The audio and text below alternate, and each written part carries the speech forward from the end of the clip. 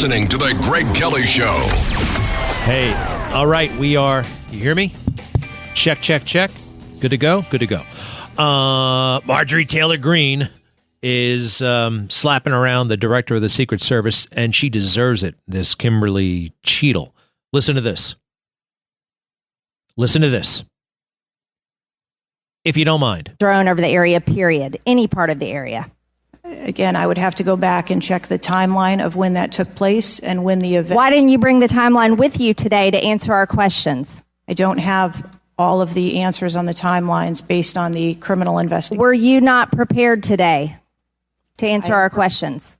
I am prepared to answer the questions based on the information and wanted to be able to provide. Do you have a timeline that do you have it all from any of the day? I have a timeline that does not have specifics. That's shocking. That is absolutely unacceptable. Failure at your job. I totally agree, Congresswoman Marjorie Taylor Greene. I wonder what our next guest would say about all this. Ray Kelly, longest-serving police commissioner in New York City history, and in the 1990s, guess what? He had supervisory authority over the Secret Service. The Secret Service director actually reported to him or was subordinate to him as an agency. Ray Kelly was the Undersecretary of Treasury, and ATF, Customs, and the Secret Service were part of his portfolio. They all reported to him. Ray Kelly, my dad, by the way, as you probably all know. How you doing? Have you been watching this lady? I've been watching a lot of it. I haven't watched the whole thing, but I would say this, just as an administrative note. To the best of my knowledge, there hasn't been a break for this witness, and she's been here for 4 hours. I mean, just basic civility would require some sort of break for the witness. Well, wait a second. I mean, look, she could ask for a break, you know what I mean? Or counsel could ask for a break. I mean... No, there isn't any counsel. She doesn't have a counsel. And wait. All right, I don't want to... I can't believe I'm arguing with my dad, Ray Kelly, but she went in there with 55 guys, all right? One of them is a lawyer. Somebody could stand up, give a signal. She's allowed to do that. 4 hours, you know what? I mean, okay, that's half a workday. Forget that. I mean, for a moment. How do you think what do you think of her answers? I mean, what do you think of what she's saying there? She looks like she went in prepared to say absolutely nothing. Well, it's clear that after 9 days, she should have a lot more information, and that's not forthcoming. Now, you have to assume that she's privy to that information. The FBI is doing the investigation. They don't always have the best relationship between the two agencies, but I would think that everything that they're finding, they're making available to her. So the answers are, yes, lacking. And Congress has a right to be disturbed by the fact that almost 2 weeks have passed and there's no information. And they keep using the term overwatch. I don't know what that means. I know what it means in the military, but I don't know what it means. And she's using it as a substitute for aviation. They're saying, well, there's no aviation. No, but there's overwatch. Well, from where, of what, who, what does that mean? Who's responsible for the overwatch? So there's just an awful lot of things that are not answered. The questions of what do they do with suspicious people? Shouldn't they be confronting them? Shouldn't there be resources there at an event to be able to be mobile and to move and to confront suspicious people? Apparently not. And then what is the line between suspicious people and a threat? That hasn't been sufficiently explained. Of course, this individual was observed with a rifle. Obviously, that's a threat, but it looks like it was obviously too late. Some of her answers seem very, very bureaucratic, designed to confuse. Yeah. She's hiding behind bureaucraties, if that's the word. And that is an important question. Okay, and she's really drilling down on it, but nobody else is. You have suspicion, and then you have threat. And there's like a formal designation. And what I'm wondering is, how do you go from suspicious to threat? I mean, do you have to ask your supervisor? It sounds like some stupid requirement that the government actually might just make mandatory. That's astounding to me, because all this stuff gets crammed in books, and you can be overwhelmed with rules and regulations, and then you have an excuse almost for anything that goes wrong. Does that make sense? Yes, it does. And also, there's some real world issues that have to be examined. Why wouldn't they have somebody on that roof? It just defies logic. So I wonder if somebody was giving somebody or a group a break because of the weather.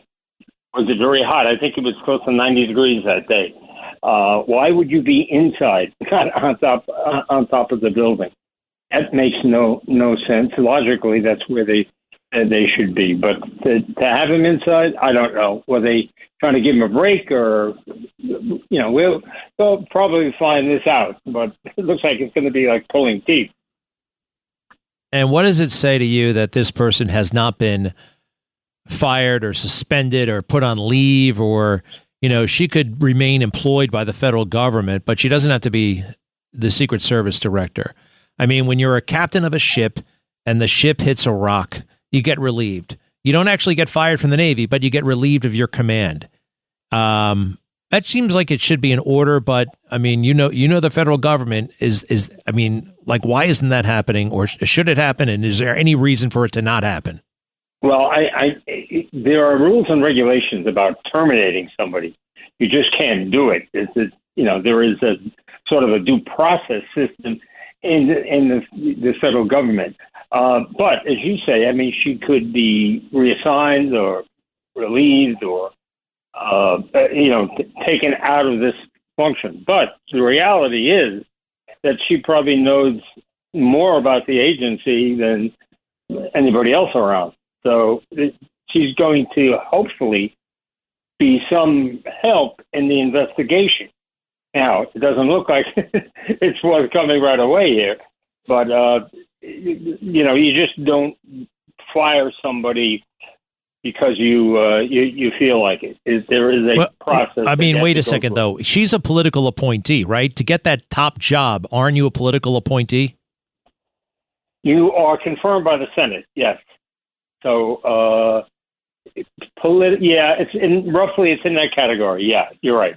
Well, I mean, it's just a bad example. I mean, look, I'm going to bring you into this. It's my theory, but the way the government has been talking about Donald Trump for the past 9 years, especially over the past 2 years, he is a clear and present danger to American democracy. I mean, there have been judges, there have been vice presidents, presidents who have been saying the most awful things. These aren't kooks, on crazy blogs on the dark web. These are people in authority saying that Donald Trump is a threat to the republic. And my fear, and I've stated it publicly, is that this is a signal to the deep state, to the permanent government. If you live up to your oath, if you take your oath seriously, you're to defend the Constitution from all enemies, foreign and domestic. You all take an oath for that. That he is to be removed. I just can't get that out of my head. And I think it should be looked at, investigated. And I think, quite frankly, the Cheneys need to be brought in for questioning. Liz Cheney and Dick Cheney have said the most vile things about him, and they've been repeated by the media. And when you say someone's a clear and present danger, you took an oath to defend the Constitution. I mean, the consequence of that is logical. I'll shut up now. What do you think? Yeah, in my lifetime, I've never seen anybody vilified, attacked, demonized to the extent anywhere close to Donald Trump. And whether you like him or don't like him, it is really it is outrageous that he's subjected to this type of talk without anybody pushing back, other you and yourself and some other commentators. But it is incredible. Here's a man that's been, he's been impeached twice. He's been indicted 4 times. He's been arrested. He's been now shot. I think they tried to bankrupt it. I mean, it is absolutely incredible. And you're right. The level of hate speech against him has just reached incredible levels. The vituperation is just unmatched anywhere else in history. I don't know. I wasn't around for Hitler, but maybe he was directed at him. But they've compared him to Hitler. It's fascinating what's happening here, and you mention all that, and it's very, very logical. So, I do want to get your opinion on this. What do you think of Biden just kind of is emailing a letter to the world, giving up the nomination? He's still in hiding. I mean, that is very strange as well. All right, I get it. You stunk. I predicted 2 years ago that you'd be getting out of the race, and here you are. But we should see the guy. I mean, I can't believe they do this without, putting the guy out there in public. It's very strange. I agree. And it is the right thing to do. I mean, you're leaving the most powerful job in the world, in the most powerful country in the world. You have to make it has to be a public face. You've got to make a public statement. An email on X is not sufficient. And I guess they're hiding behind the fact that he has COVID. But we haven't seen anything. It's quite unusual in historical terms to have that happen. I remember when Donald Trump had COVID and they put him in Bethesda Naval Hospital. And what did he do? He was making Truth Social videos, Twitter videos every step of the way. He was getting in a car and going around the block and saying hi to people. You got to do that. You got to do that. You got to lead. And that's one of the many things he just could not do. Lead. Well, Ray Kelly, you are one hell of a leader. Everybody wants you back. Everybody, brings it up all the time. We wish you had him back. We wish he was back. Will he run for mayor? So, you are beloved in many ways. Thank you. It's Greg. true. Thank you It's so true. much. All right, Ray, Dad, I just called my father by his first name. That's because my daughter calls you by the first name, which I find I don't know. I find it cute somehow. We got to go, Dad. Say hi to Mom. All the best. Your calls when we come back. 800-842-9222, right? Is that the right number? 800-848-9222. 800-848-9222. 800-848-9222. Greg Kelly.